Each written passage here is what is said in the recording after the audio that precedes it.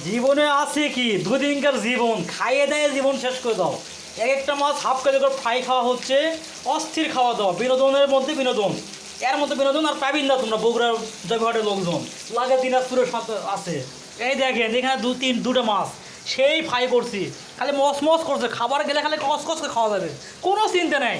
আর সাথে এরা তো খালি কসকস করে ভাবছি, এরা যে কী সুন্দর হবে তো বুঝাই পারছি আমি, আমার মতো বুঝাবে এটা পাবে না ভাই।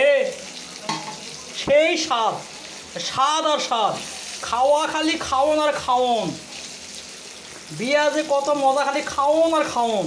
তো মাছ ফ্রাই করা যে কত স্বাদ, নিজে হাতে ফ্রাই করা এর মতো স্বাদ আর নেয়। এই যে দেখো সিন, মাছ ভাজো সেটা সেই ভাজা, আর খালি পস পস করে সরসর শব্দ উঠছে।